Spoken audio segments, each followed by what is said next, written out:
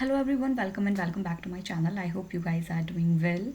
Actually मेरी तबीयत कुछ ठीक नहीं है 1-2 दिनों से, तो अब तबीयत ठीक ना हो और वीडियो ना आए, ऐसा हो ही नहीं सकता। मेरी 90% वीडियोस तभी बनती है जब मेरी तबीयत ख़राब होती है, और बाकी टाइम तो मतलब ऐसे अपने कामों में उलझे रहते हैं। तो तबीयत ठीक नहीं थी और सोचा कि अब तो पूरा दिन ही बीत चुका है, मैं बस सोने जा रही थी और मैंने सोचा कि ठीक है, अब मैं वीडियो डाल ही दूँगी आज। और कल से तो फिर अपना वही रूटीन शुरू हो जाएगा।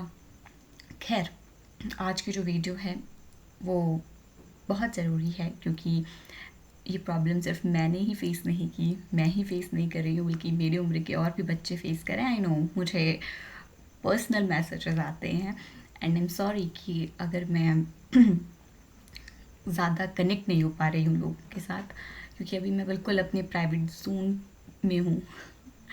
और इंस्टाग्राम भी नहीं है। पहले तो वो पोइट्री वाला वो हुआ करता था इंस्टाग्राम पेज, जहाँ पर लोगों से बातें होती थी और उनकी प्रॉब्लम्स वगैरह ये सब सुनना जाता था। एक तरीके की काउंसलिंग वगैरह भी हो जाया करती थी, तो इस तरीके से वो वहाँ पे बड़ा अच्छे से हुआ करता था सारी चीज़ें। खैर, अब वो 1.5 साल से तो वो पेज भी नहीं है, तब से तो बस कोशिश है कि कुछ लोगों तक पहुंच बन सके जिनको वास्तव में ज़रूरत है। तो मेरी एक दोस्त का मुझे मैसेज आया था, उसके बाद मेरी एक और दोस्त का मुझे मैसेज आया, एंड सब लोग, मुझे लगा क्या चल रहा है, सब लोग यही प्रॉब्लम फेस कर रहे हैं क्या।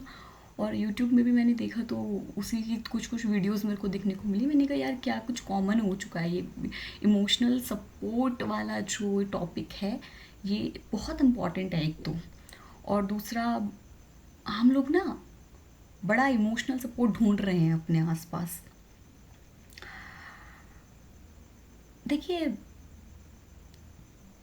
इस दुनिया में आपके ईश्वर के अलावा और उसके बाद आपके पेरेंट्स के अलावा कोई तीसरा इंसान नहीं है जो आपको इमोशनली सपोर्ट करे।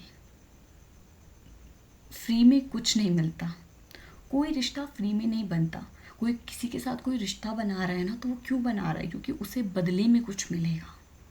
लेकिन हमारा हमारे ईश्वर से जो रिश्ता होता है ना, वो निस्वार्थ होता है। इसीलिए आप देखोगे, भक्त लोगों को देखोगे, वो बड़े खुश रहते हैं, बड़े आनंद में रहते हैं। क्यों? क्योंकि उन्हें परम आनंद की प्राप्ति हो चुकी है। उन्हें उन्हें रियलाइजेशन हो चुका है कि ईश्वर ही है जो परम सुख है, और उनके अलावा कोई नहीं। बाकी हम बचे, हम लोग जो एक तरफ भौतिकता में डूबे हुए हैं, एक तरफ भक्ति करने के प्रयास में लगे रहते हैं। ऑल्दो एक टांग भौतिकता की तरफ और एक टांग धार्मिकता की तरफ हो रही है। कोई बात नहीं, कोई प्रॉब्लम नहीं। जब तक, मुझे लगता है जब तक आपकी लाइफ में स्पिरिचुअलिटी नहीं है, तब तक लाइफ में मुश्किल हो जाता है। एंजाइटी, डिप्रेशन, मैंने कितना अजीब से बोला ना, डिप्रेशन। एंजाइटी, डिप्रेशन और ओवर थिंकिंग, इन सब से ओवरकम करना मुश्किल होता है। मैं जानती हूँ, मैंने फेस किया है, मुझे पता है। और मैं कितनी बेवकूफ़ थी ना, मैं अपने पेरेंट्स को, उस वक्त मेरे अंदर हिम्मत नहीं थी कि मैं ये बोलूँ कि आज से 2-1.5 साल पहले मेरी हिम्मत नहीं थी कि मैं आपको फ़ोन लगाऊँ और उनसे कहूँ कि मम्मा पापा मुझे एनजाइटी हो रही है। मुझे एनजाइटी हो रही थी और मैंने बोला ही नहीं कि सुनो मुझे एनजाइटी हो रही है, मुझे ऐसे। मैंने,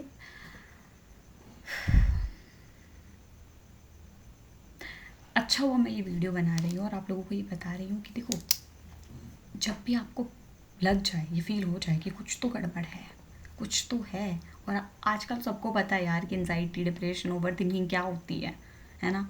सब फ़ोन यूज़ कर रहे हैं। तो जब हमें ये चीज़ पता है कि क्या है एनजाइटी, क्या है ओवर थिंकिंग, क्यों होता है डिप्रेशन, जब पता ही है, तो बात करो, इसके बारे में बात करो, अपने दोस्तों से बात करो, अपने पेरेंट्स से बात करो।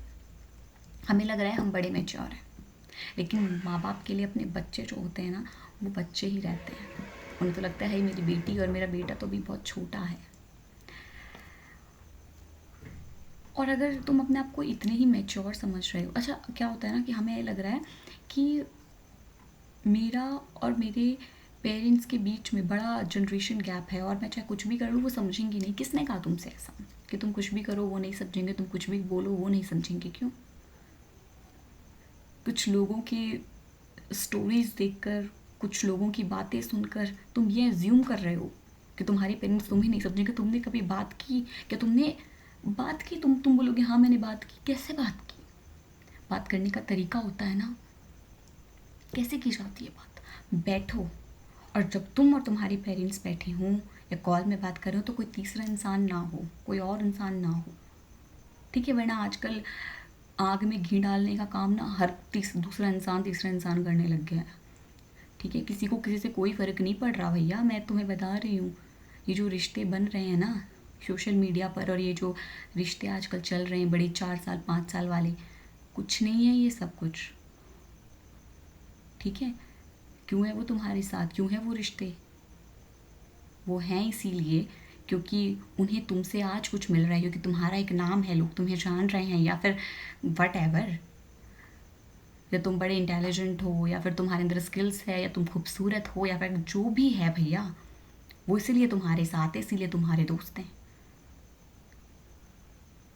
एक बार कभी तुमने महसूस किया है ऐसी दोस्ती जहाँ पे कोई लेन देन ना हो, बर्थडेज में कोई गिफ्ट ना दिया जा रहा हो, फिर भी दोस्ती बड़ी पक्की हो? देखी है ऐसी दोस्ती? देखी है? बड़ी विरला ही मिल जाती है ऐसी दोस्ती। सुदामा और कृष्ण जैसी दोस्ती बहुत मुश्किल से मिलती है।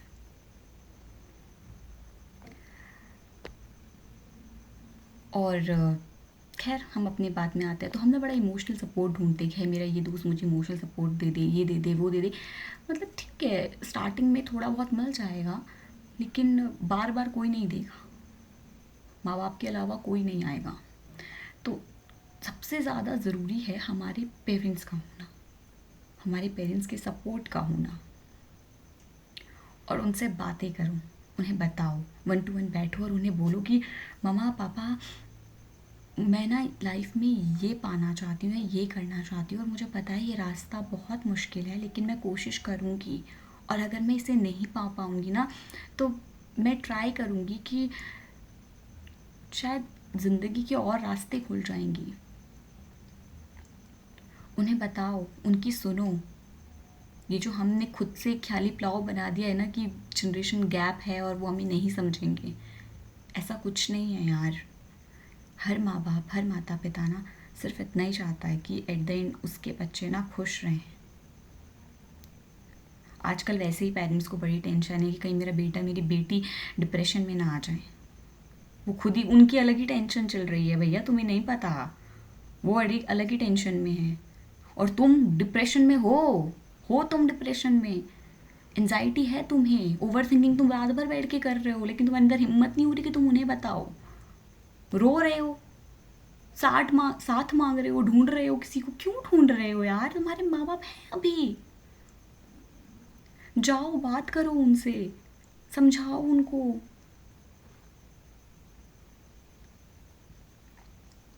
वो ज़रूर सुनेंगे। हर माँ बाप ना अपने बच्चे को एट द एंड खुश देखना चाहता है। माना वो भी गुस्सा करते हैं, माना, लेकिन वो जो करते हैं तुम्हारी भलाई के लिए करते हैं। देखो, ओवर थिंक करने से कुछ नहीं होगा। पेरेंट्स के पास जाओ, उनसे बात करो कि मैं लाइफ में ये करना चाहती हूँ या ये करना चाहता हूँ, एंड वो तुम्हें ज़रूर सपोर्ट करेंगे। और ये जो सुपरफिशियल रिश्ते हैं इनसे बच कर के रहो, कुछ नहीं रखा इनमें, ठीक है? आज से 4 5 6 साल बाद तुम्हें रिग्रेट ही होना है, तो अभी बाहर निकल आओ और कोशिशें करो।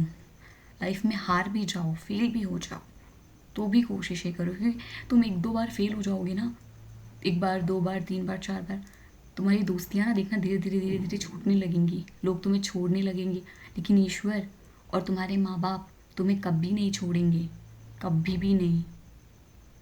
इसलिए हाँ, बात ये है कि तुम थोड़ा रास्ता सही पकड़ के चलना, गलत रास्ते पे मत पड़ जाना, समझ रहे हो?